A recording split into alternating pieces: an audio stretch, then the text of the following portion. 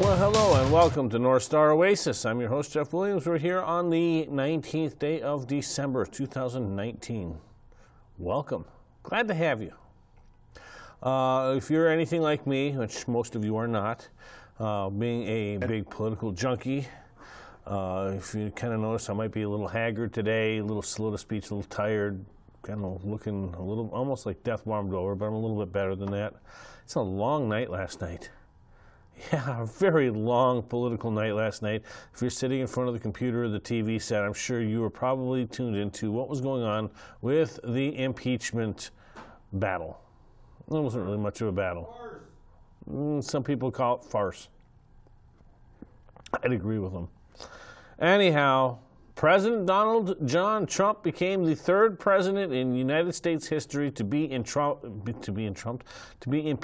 by the United States House of Representatives. It did happen. It is official. Now, we know it's been going on for a long, long time. Last night was the accumulation of a lot of things. And so, what we're going to do right now, for just the beginning of the show, I know all the other talking heads are talking about, impeachment. I don't need to discuss it too much because I got an overload dose last night. But I really don't want to spend too much time on this simply because everybody else is talking about it. I'd rather go into Christmas week with something a little bit more tranquil and peaceful, and that's what we're going to go with for the meat of the show. But in the meantime, I think I would not be doing my due diligence and duty of informing you of what was going on if I didn't cover it to begin today's show. So that's what we're going to do right now. So just before this came out yesterday, just kind of to set the stage as to getting ready for the impeachment, the last impeachment speeches and the actual vote. So first, we're going to take a look at House Democrats set to make Trump the third impeached U.S. president. Let's take a look. To me, I'd let the Senate. A defiant Donald Trump says he takes no responsibility for impeachment. No, I don't take any, zero, to put it mildly. As Democrats prepared articles of impeachment for a full vote in the U.S. House of Representatives. No one should be allowed to use the powers of the presidency to undermine our elections or cheat in a campaign, no matter who it is and no matter what their party. We all took an oath not to defend a political party, but to uphold the Constitution of the United States. History is testing us.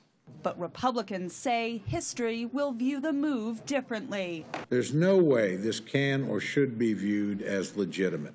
Certainly not by Republicans whose minority rights have been trampled on every step on the way, and certainly not by the American people observing this disastrous political show scene by scene. The vote will make Trump the third impeached president in U.S. history.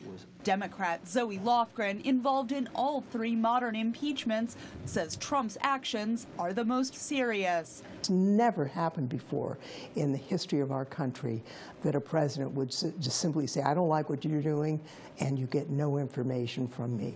That's astonishing.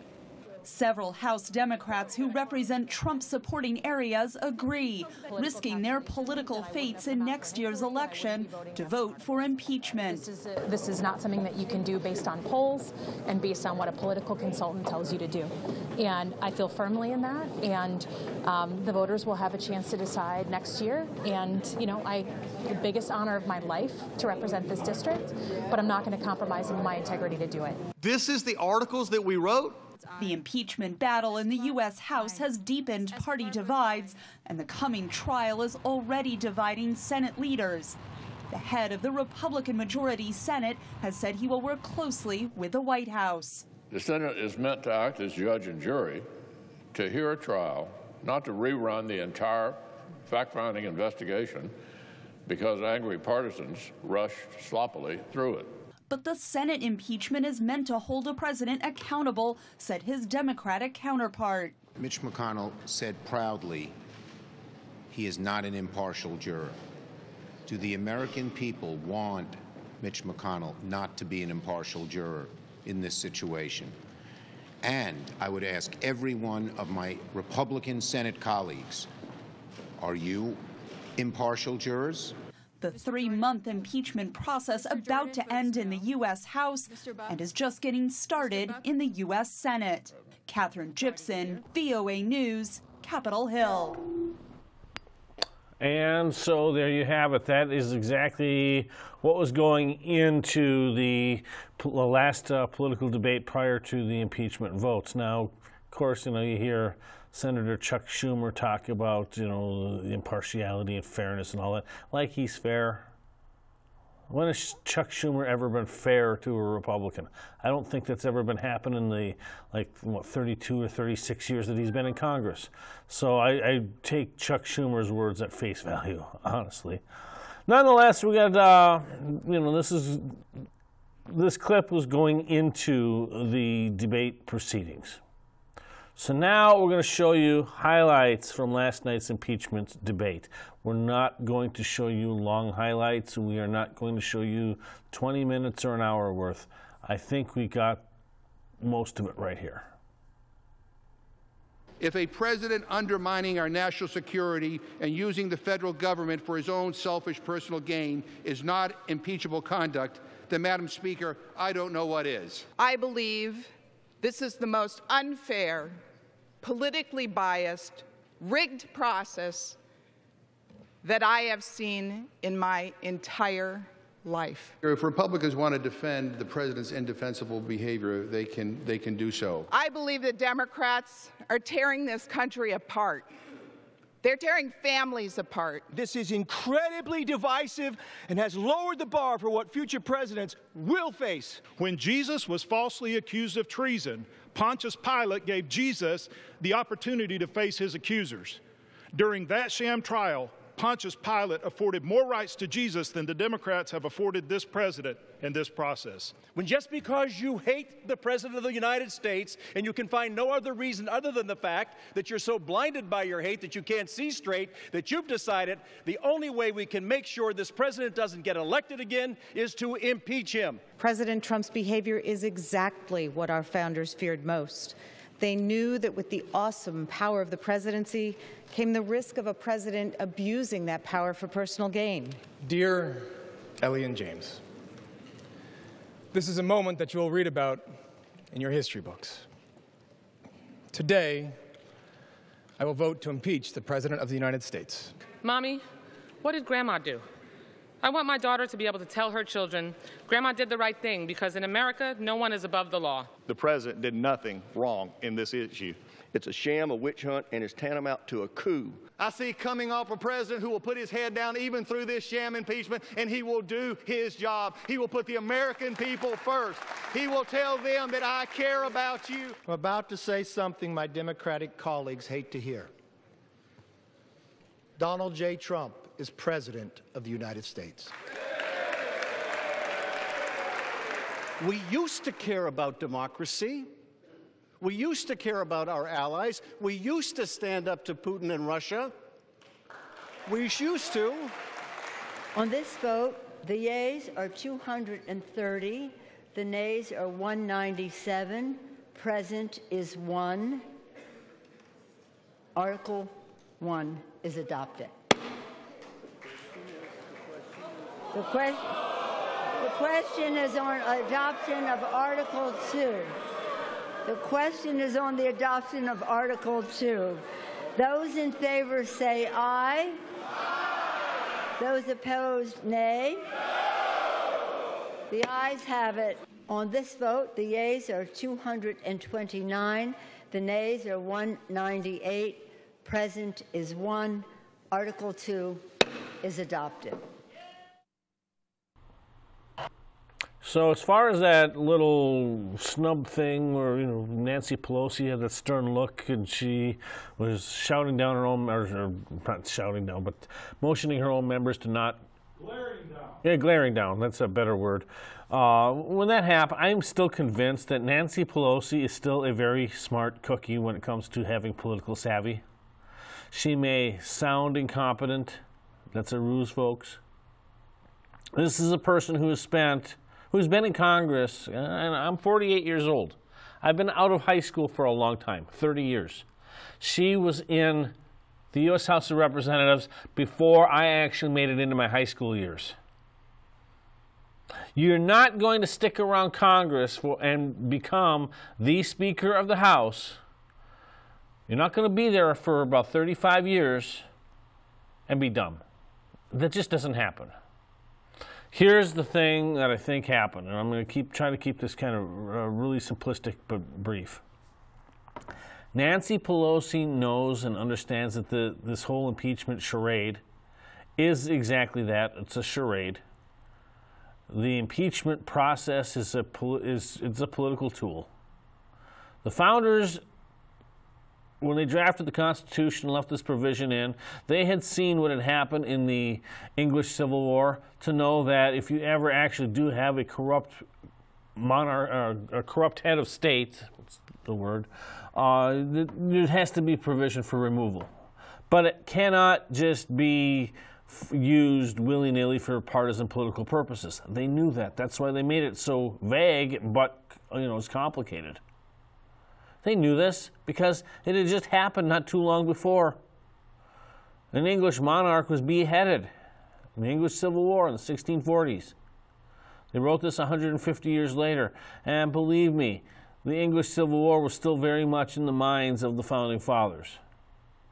Now, fast forward 230-something years, 240 years, what do you get? You get a bunch of people who are using this as a political tool because they can. Nancy Pelosi knows this. I have watched her all year long, the last couple of years, understanding that there's impeachment that's going to be happening, but I don't think Pelosi was really the driving force.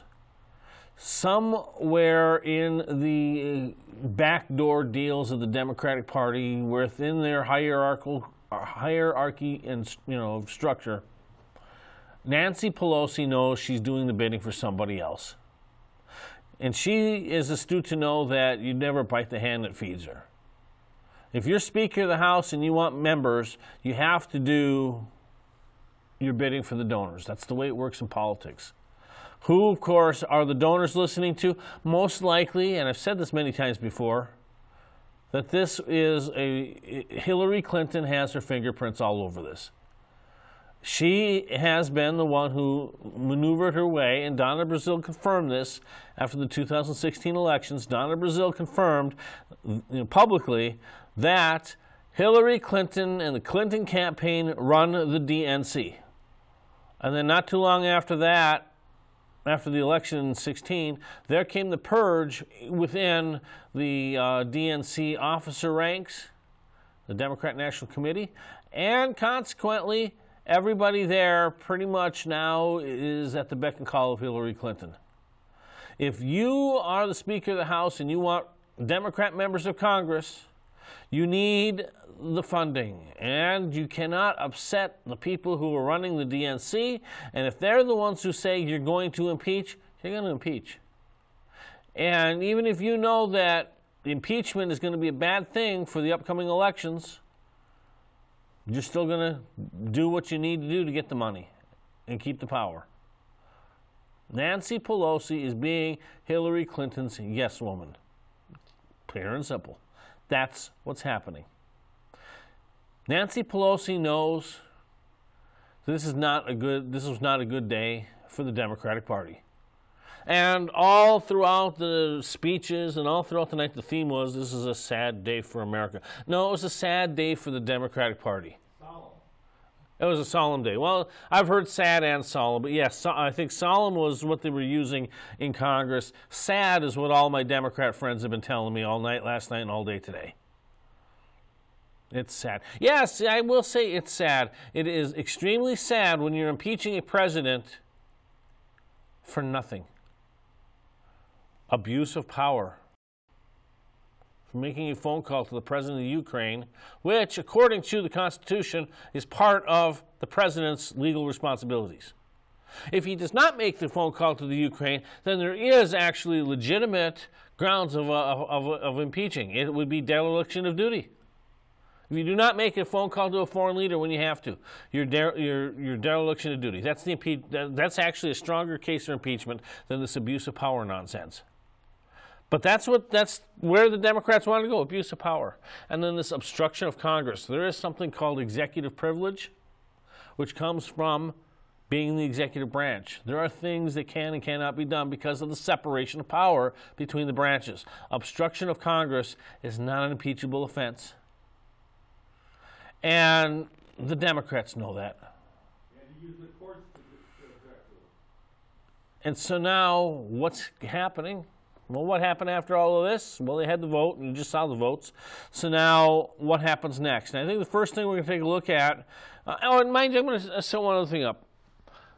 Because I have to use the clips from others. Because we don't have a budget, or at least a big enough budget to be able to take our own camera equipment out to D.C. for all this. And we are so low on the pecking order of media credentials that they'd laugh at us if we even applied. Who the heck are you? That's what they'd say. They'd laugh. We know that. But I'm going to tell you this. It is extremely hard for me to actually find the stuff that I'm able to give you.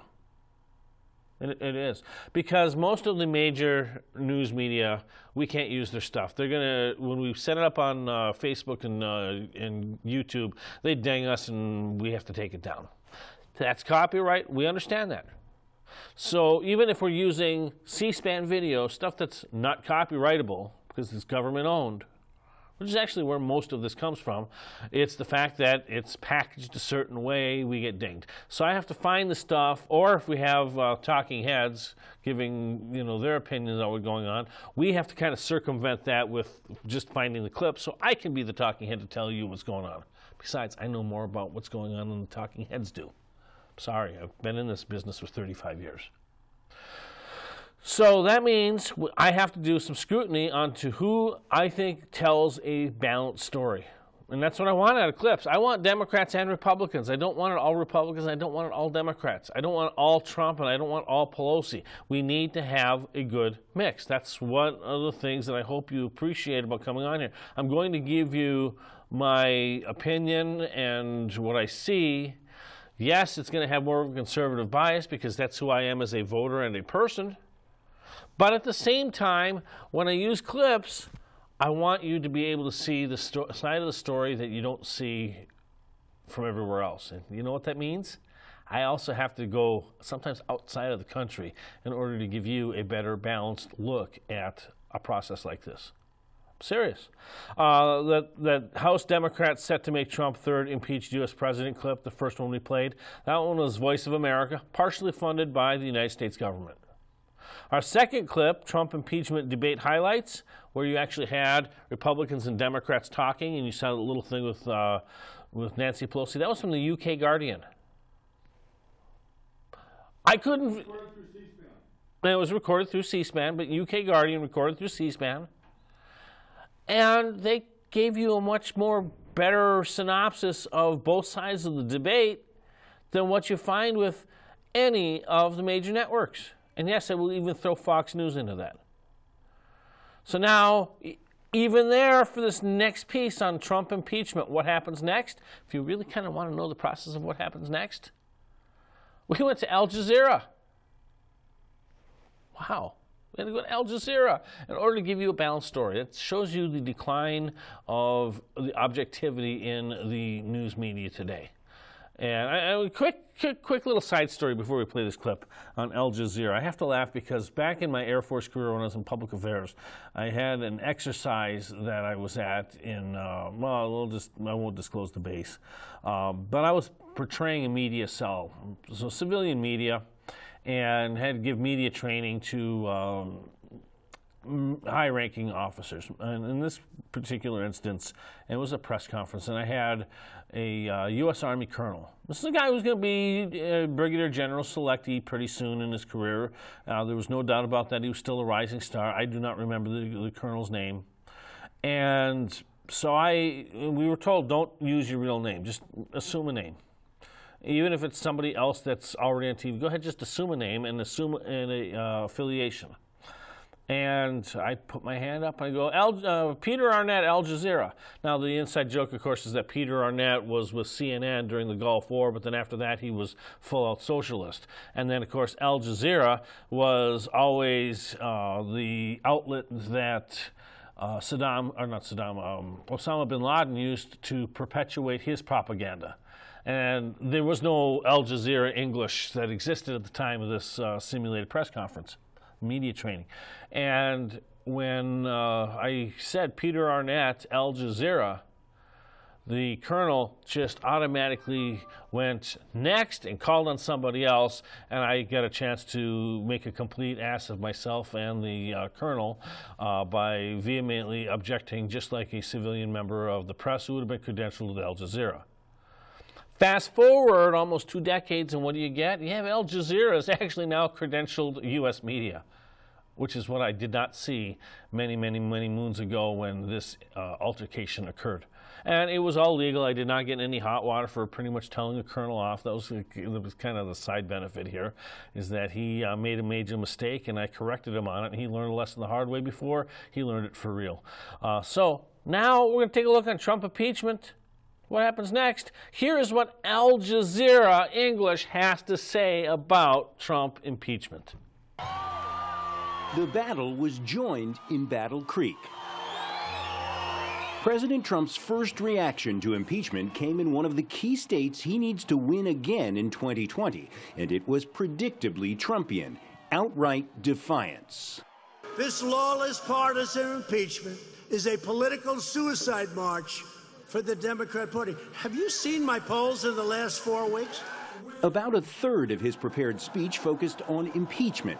It was a split-screen moment. As the House voted along party lines to impeach Trump, he was standing on stage in Battle Creek.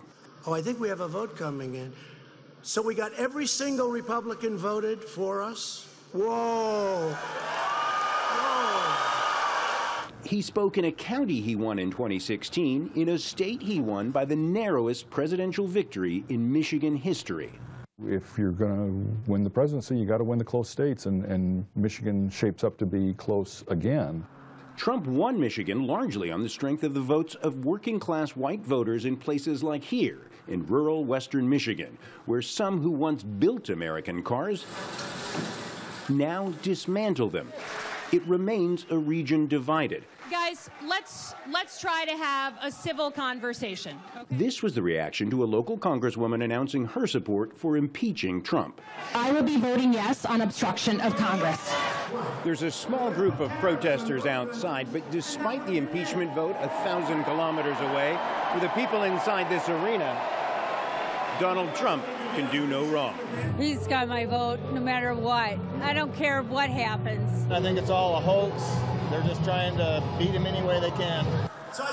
And the president vowed not to surrender. Through their, I liked it, through their depraved actions today, crazy Nancy Pelosi's House Democrats have branded themselves with an eternal mark of shame, and it really is. It's a disgrace. With a Republican-controlled Senate unlikely to remove him, Trump's fate will likely be decided in the November election, in places like this. John Hendren, Al Jazeera, Battle Creek, Michigan. And so there you have it. That's where we're sitting at. So now the House impeached, but that does not mean that the president gets removed from office. Sorry to my Democrat friends who think that. And no, Hillary Clinton is still not your president. That's not how this process works. What this means is now it goes to the U.S. Senate. And that's going to... Now, the funny thing is, now today, Nancy Pelosi, the Speaker, comes out and says, well, you know, we're not quite sure exactly when we're going to deliver the actual articles of impeachment over to the Senate. We're not sure when we're going to do that yet. I thought it was such a pressing matter that we had to get rid of Trump, like, right away because he's such a bad man. Is that what we were promised? We're going to impeach the MFer, according to Rashida Tlaib, from Michigan Congresswoman? That's what we were told. He's a bad man. Orange man bad. I've heard that line now for 3 years. Orange man bad. Orange man bad. Cheeto man bad. Cheeto man bad. You can't even call him President Trump bad. No. But they all know President Trump bad. Yeah, bad for Democrats. We know that. Now, well, we're not sure exactly when we're going to bring the articles of impeachment to the Senate. They want a fair trial, but who's supposed to be fair too? They wanted a fair trial. It's true. But Nancy Pelosi wants Chuck Schumer to run things in the Senate, but Chuck Schumer doesn't have the votes. He's a minority leader. And it takes 67 votes to convict in the U.S. Senate. Who should be the person who has the fairness? The person is, as I get rid of another idiot phone caller, I'm popular today. The person who should have the fairness is Donald John Trump. Where's the defendant? That's what's missing from the whole thing. And really, honestly, here is where the Democrats missed it. You're going to hear it here. The Democrats missed it because they put up charges and grounds that the people don't find believable. Abuse of power, obstruction of Congress, those are not charges that people can identify with. That's why this is going absolutely nowhere, and this is where Nancy Pelosi knows that. There's nothing there. Chuck Schumer knows that. And so the inevitable, of course, is going to be no conviction in the Senate. 67 senators are not going to vote to impeach Donald Trump. If there was a smoking gun that he indeed did something wrong, broke a law, or did something that upset the American people, you would find a lot of defections, and Trump could be in trouble. But the House didn't do their job in presenting those charges. We were told the Mueller investigation is going to end the Trump administration. That was it. This sucker's gone now. I was promised that by all my Democrat friends. Stormy Daniels is going to end the Trump administration. Oh, this is really, really big? None of that happened. And nobody cares. Why? Because everybody knows it's a sham, including those who are running it. So I put together a timeline this morning at the request of numerous people who were asking. And what's going to happen next? It is eventually going to get to the U.S. Senate. I don't really expect anything to start happening until the beginning of the new year, because we now have 5 more shopping days left until Christmas. Members of Congress, after all of this, they're not going to want to sit in Washington, D.C. all the way up until Christmas. They're probably going to adjourn sometime tomorrow afternoon on Friday, and we won't see them again until the new year unless they have a couple of things that they have to wrap up before the end of the year. We're pretty much done with the business of the U.S. House of Representatives and the U.S. Senate for the rest of this calendar year. They did pass out of the U.S. House. They did pass the USMCA, the United States, United States-Mexico-Canada agreement, the trade agreement that replaced NAFTA. That was passed out of the House today. Of course, Nancy Pelosi thinks she's going to go out and claim all credit for all the tremendous work that Donald Trump did in getting it renegotiated. But that's politics. So the House has spoken about USMCA, and it passed. That also goes to the Senate. Now, Mitch McConnell, Senate Majority Leader, he did say that USMCA is going to be held up in the Senate until after the impeachment trial is concluded. Okay? So we know that the House is pretty much done. And they just agreed on a budget that will get us through September 30th, through the end of the fiscal year. So by the 1st of October, I expect to see a continuing budget resolution to get us through the election. Because and this is another thing that came out of impeachment. In impeachment, with Richard Nixon in 1974, articles of impeachment were actually drafted and were getting ready to be filed, and that was when Nixon made the decision to actually resign in August of 1974. because he knew he did not have the votes in the U.S. House that they were going to actually formally impeach him. And he didn't have enough votes in the Senate to stave off impeachment. And he had members of Congress from his own party who pretty much said that, you know, we're not going to support you. And he resigned. And keep in mind, at that point in time, impeachment was still a very bad thing. That you didn't go through the impeachment process over frivolous matters. Unfortunately, today it's not that way. Impeachment today, you might get a little asterisks in the history book, but really, it's not that big of a deal anymore. It really isn't. That's the thing. President Trump knew that. He knows it's not a big deal. Everybody up there knows it's not a big deal. But the one thing that happened after the Nixon impeachment ordeal, when it was a big deal, there's actually two things. One was Congress took away impoundment.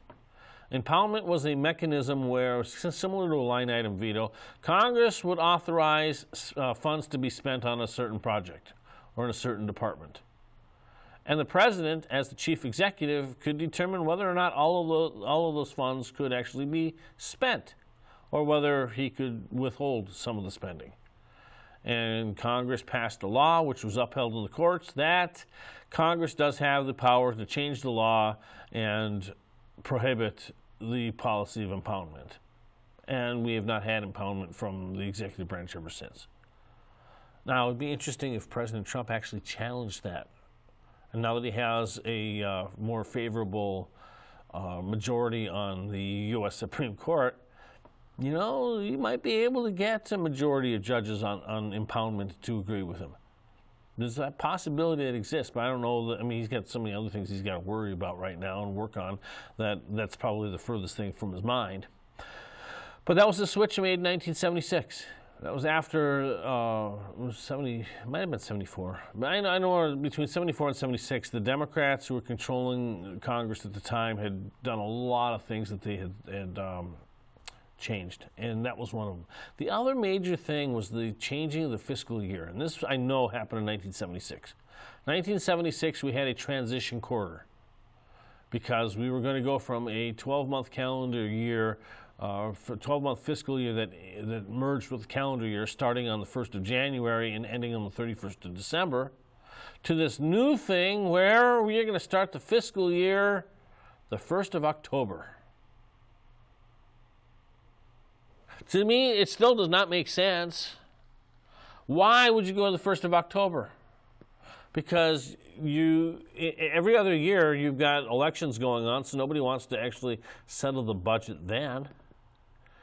They're not going to, and what we've seen in the last 43 years that's happened is we never get a budget done on time anymore. We never start a fiscal year with an actual approved budget. It never happens.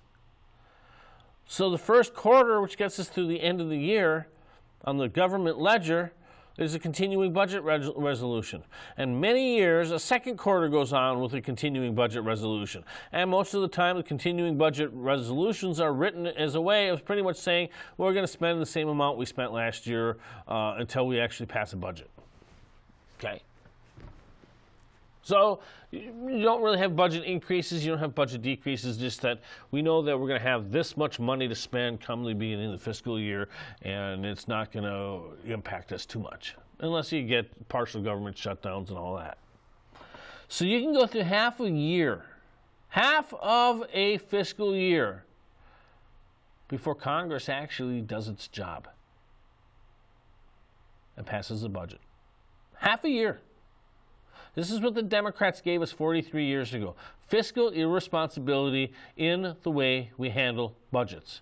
Because now with a fiscal year starting the 1st of October and ending on the 30th of September, that means this is in time for the election.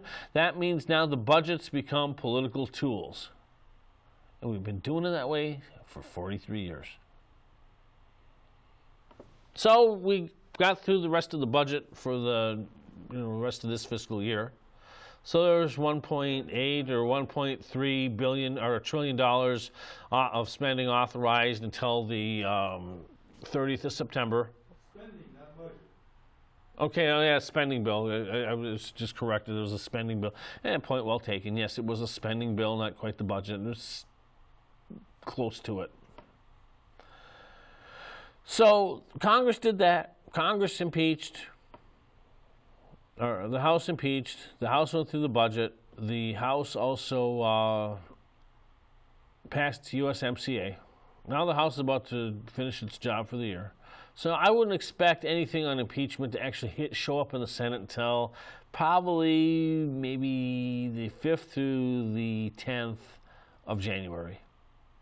It won't get that far until the first week of January. Next couple of weeks, just enjoy it. You won't have to hear too much impeachment talk. Enjoy the holidays while you've got. Because then when you come back, sometime 7th to 10th, 5th to 10th, that's when the Senate will reconvene and they'll get the impeachment articles from the Senate, and then from there, or from the House, and then from there it'll still take another week or two before they can actually get it on the calendar. There'll be some procedural stuff. So we won't really start the trial probably until the end of January into the beginning of February. Oh, but guess what's coming up in the beginning of February? Yes, that's right. The Iowa caucus is soon to be upon us. And then right behind the Iowa caucuses comes the New Hampshire primary. And then we have South Carolina and Nevada next in line. You hit the four corners in the month of February. And then pretty soon, here we are, Super Tuesday. In a nomination process with all these candidates who are trying to vie for the right to run against Donald J. Trump. And then there's this impeachment trial going on that's going to take away from the Democrats' ability to campaign, and it's going to cut into that when they get into Iowa and New Hampshire, and then Trump will get acquitted, and it's going to be a mess. That's why, of course, the Democrats have chosen now in order to get it done. They're trying to get this thing done all the way to conclusion before the Iowa caucuses start. They're trying. But now they don't have the majority in the Senate, and now it's going to be out of their control, and now Nancy Pelosi doesn't know what end is up. That's what happens. So that's where we're sitting at. Don't expect this to really be concluded up until sometime in February. I'm going to say that they will probably take the vote sometime between the New Hampshire primary and the next one up, which is either Nevada or South Carolina. I just don't remember what the order is this time around. So in that period, sometime around middle of February is when this will all wrap up, and we'll get the outcome that everybody knows. That's going to be, we have an impeached president who does not get convicted in the Senate, and life goes on for the rest of us. That's the way it is. But I did mention that we have 5 more shopping days left until Christmas. And since we have 20 minutes left on our show, we're going to show you some Christmas stuff to just kind of get away from the political scene, and we're going to try to go into the holidays kind of on a joyous note. And we've got more material than I know what to do with, so we're gonna do some trimming here. But before we do any trimming, we're gonna show you Prager University segment, which is the amazing history of Christmas. 'Twas the night before Christmas, and all through the house not a creature was stirring, not even a mouse. You probably know what happens next. But do you know who wrote this poem and when? Do you know where the tradition of the Christmas tree comes from? Lights on the Christmas tree, stockings, even the idea of gift giving. No holiday has a richer and more varied tradition than Christmas. So let's look into its history and see if we can uncover some of that richness and tradition. And if you don't celebrate Christmas, well, at least you'll have a better appreciation of why so many people do. Here's what everybody knows. Christmas is when Christians celebrate the birthday of Jesus Christ. That in itself is a very big deal. Christianity, in all its many iterations, remains the most popular religion in the world. 2 billion people follow it. Aside from its obvious religious significance, the first Christmas stands as the great divide for the recording of human history. Until recently, history was divided between BC, before Christ, and AD, Anno Domini, which is Latin for Year of Our Lord. Now you'll often see BCE, before the Common Era, and CE, Common Era. No matter, the divide is still Jesus' birth. The great kings of the first millennium recognized the significance of the day and attached themselves to it. Charlemagne, Alfred the Great, and William the Conqueror, among many others, were either baptized or coronated on December 25th. The idea of Christmas as a time of gift-giving also goes back to the earliest days of Christianity. The story is told that a 3rd century church bishop, Nicholas, would anonymously throw bags of gold coins into the windows of the poor. The coins supposedly landed in the shoes or stockings that were drying by the fireplace. Thus was the stocking stuffer born. After Nicholas died and was declared a saint, his popularity and positive Christmas message spread across Europe, each nation adding its own distinct contribution. In Germany, the winter tradition of placing evergreens in their homes took on a new significance in the 16th century when Protestant reformer Martin Luther put candles in the branches. He told his children the lights were like the sky above Bethlehem on the night of Christ's birth. The idea that St. Nicholas would judge whether you've been good or bad during the year stems from the book of Revelation in the New Testament, which depicts Christ returning to earth riding a white horse. In the Middle Ages, the legend sprang up that St. Nicholas had been chosen as the Savior's advance guard. He wouldn't come at the end of the world, but every year to check things out and give a report. When this notion arrived in Norway, it encountered a problem. There were no horses in Norway, but they did have plenty of reindeer. And of course, Norway abuts the Arctic Circle and the North Pole, so St. Nick found himself with a new domicile. All these various European traditions came together in the great melting pot of America. In New York, in 1823, a professor at the Protestant Episcopal Seminary, Clement Moore, wrote a poem for his children. 'Twas the night before Christmas. The stockings were hung by the chimney with care in hopes that St. Nicholas soon would be there. The poem caught on and became a Christmas staple every school child could recite. The holiday got another push in 1843 when the great British writer Charles Dickens published his short novel, A Christmas Carol. The redemption of Ebenezer Scrooge perfectly captured what we now refer to as the Christmas spirit. The idea that the holiday brings out the best in all of us. As the new century turned, Hollywood got into the act. Almost as soon as there were movies celebrating Christmas. To this day, a year doesn't go by without a new one. Madison Avenue saw a big opportunity too. In 1931, Coca-Cola hired artist Haddon Sundblom to create a Christmas ad of Santa Claus, which is Dutch for St. Nicholas, drinking Coke. The jolly white-bearded fellow in a bright red suit remains the personification of old St. Nick.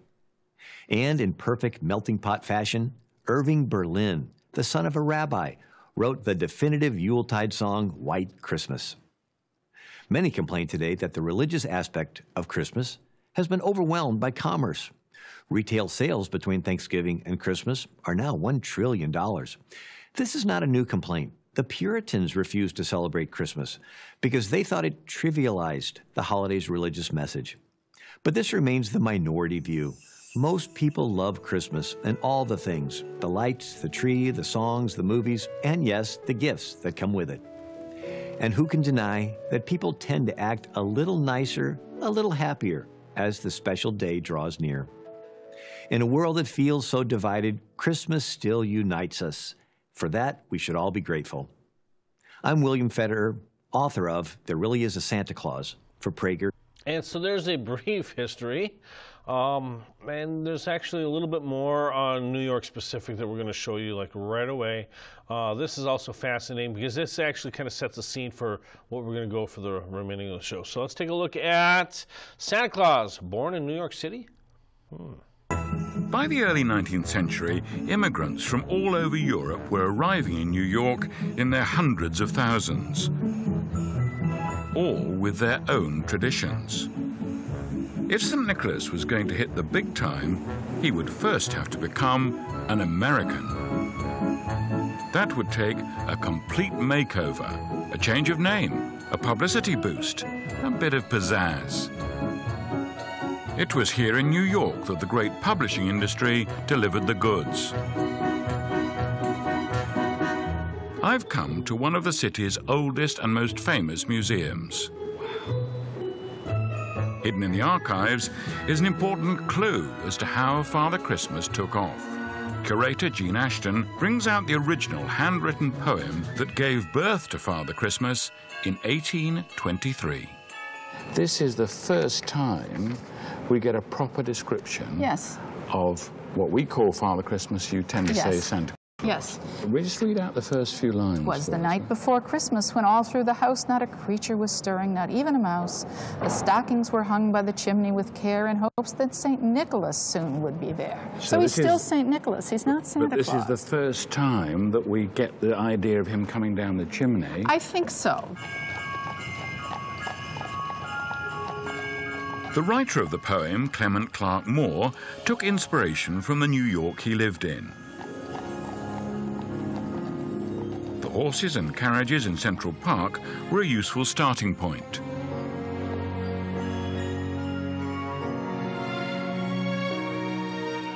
In a moment of genius, he turned the carriages into sleighs and the horses into reindeer. St. Nicholas was transformed. He was now a jolly old elf delivering presents to children on Christmas Eve. He was dressed all in fur from his head to his foot, and his clothes were all tarnished with ashes and soot. A bundle of toys he had flung on his back, and he looked like a peddler just opening his sack.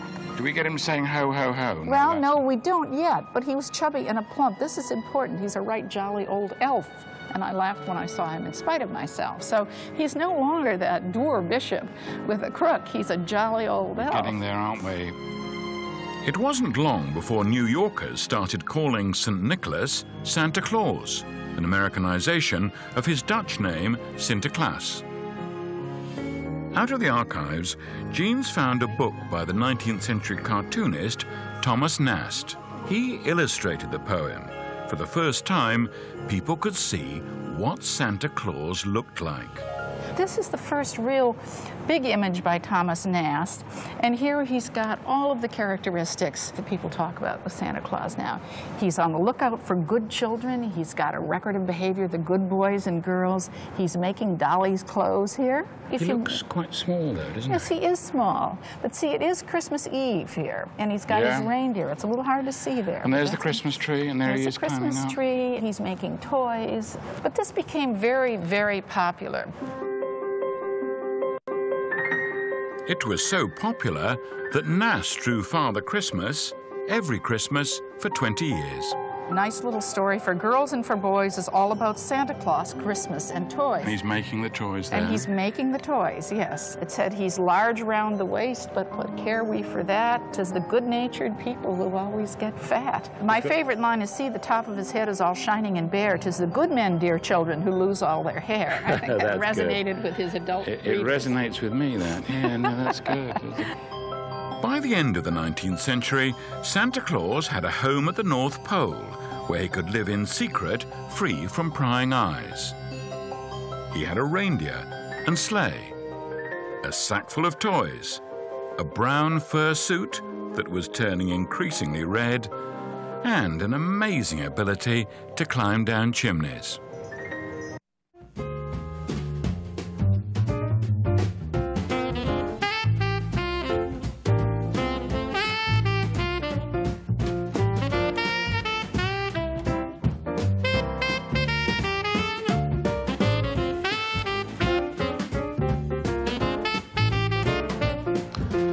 So anyhow, what we're going to do, now that you get a little bit to do with, you know, a little bit of the history of the character Santa Claus and how he morphed from St. Nicholas, we're now just showing you the Christmas 2019 opening of Santa Claus Village in Rovaniemi, Lapland, Finland.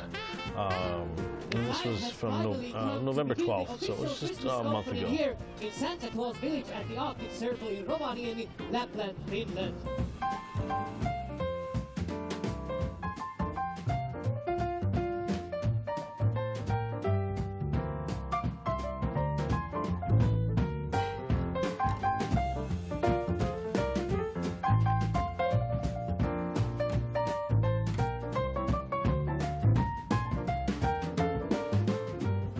city of Rovaniemi, being the child-friendly city, nominated by the UNICEF to give a donation annually for the help of the children over the world.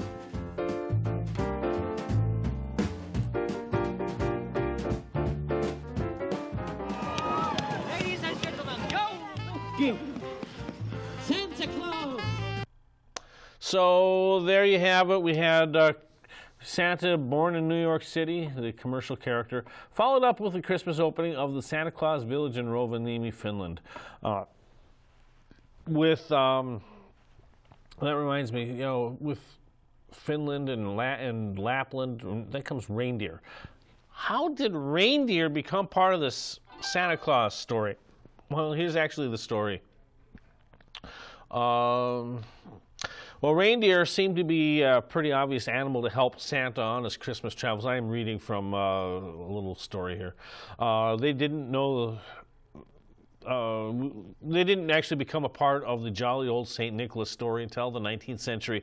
And in 1821, a New York writer named William Gilley published a children's booklet where Santa and reindeer were first mentioned together. Old Santa Claus, with much delight, his reindeer drives this frosty night. Of course, Gilley would later write that he knew about reindeer living in the Arctic lands from his mother, who was from the area. I don't know enough about Gilley to know if it was Finland or Sweden that he knew about. But it was Clement Clark Moore, who was referred to in that New York clip, a year later, who published a visit from St. Nicholas, known as Night Before Christmas, where he pretty much just co-opted the thing that Gilley had written and popularized it as part of the Christmas lore. Although it should be noted in his version, he describes St. Nick as riding a miniature sleigh with 8 tiny reindeer that had little hooves. This, of course, explains how St. Nicholas was able to fit down a chimney. He was a tiny little elf back then. And then, as you saw, Thomas Nast kind of filled him out. The other thing that I was going to bring up is the sex. I hate the word gender, so the sex of the reindeer. Are you aware that Dasher, Dancer, Prancer, Vixen, Comet, Cupid, Donner, and Blitzen, and Rudolph, they're not males. They're all female. Yes, here's the reason why. Because in Lapland, the male reindeer lose their horns at the end of November, the beginning of December. So they are actually hornless creatures, antlerless creatures by Christmas. And it's only the female reindeer that actually keep their antlers through the Christmas holiday. So there you have it. Rudolph's a she. Who would have thought that? And no, I'm not assuming gender. I know the gender. What can I say? So anyhow, we're going to take a look right now at Reindeer of Santa Claus in Lapland, Finland. We're going to show you some secrets for this Christmas.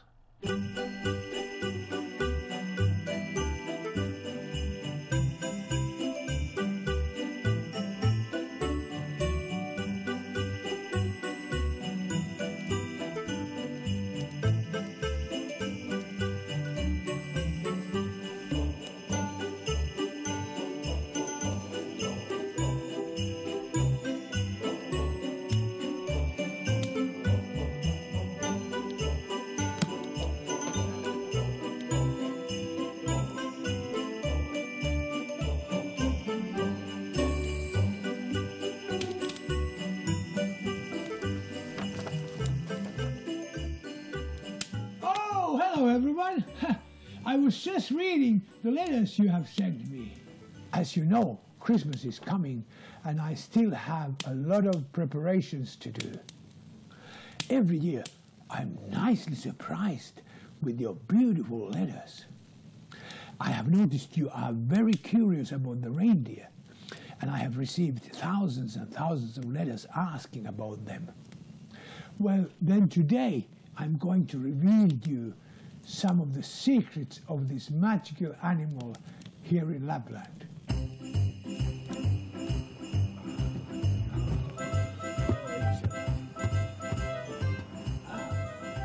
Where are my reindeer?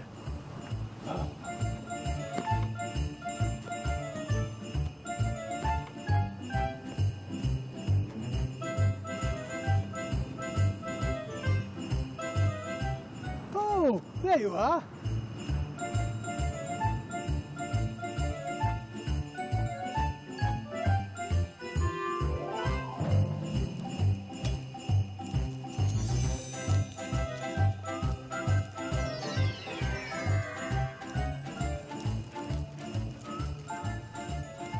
My elves are taking very good care of my reindeer all year long.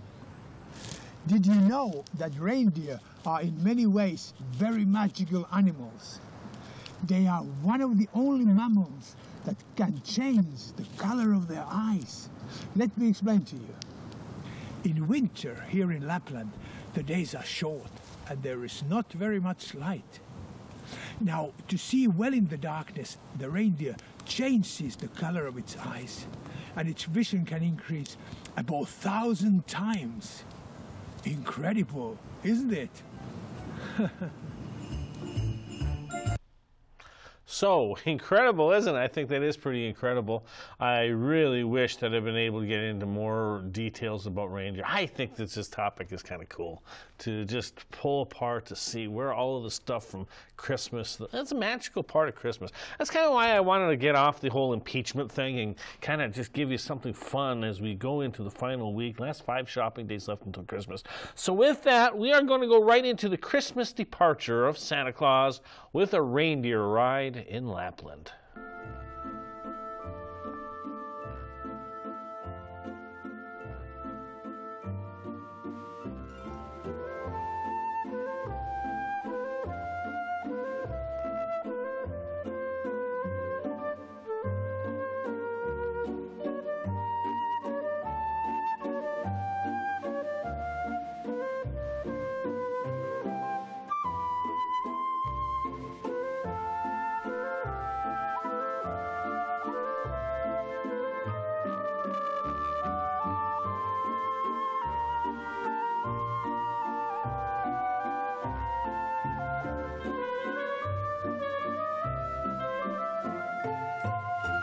I wish you all a Merry Christmas and Happy New Year. And remember to be good.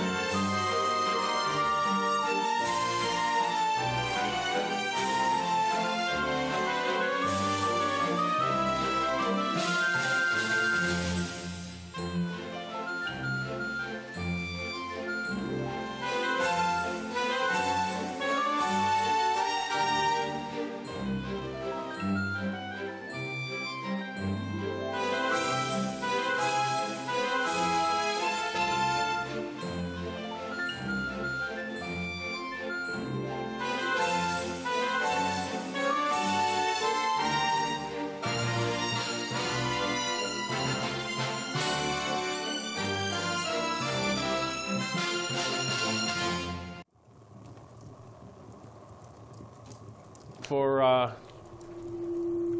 Dallas Pearson, producer, I'm your host, Jeff Williams. You've been watching North Star Oasis, reminding you that there's only 5, yes, 5, 4, 3, 2, 1 shopping days left until Christmas. Merry Christmas, everybody. I hope you have a fabulous new year. This is our actual last show of the year. We will be coming back to you the beginning of next year. So we will see you. Thanks for watching, and we will see you next year.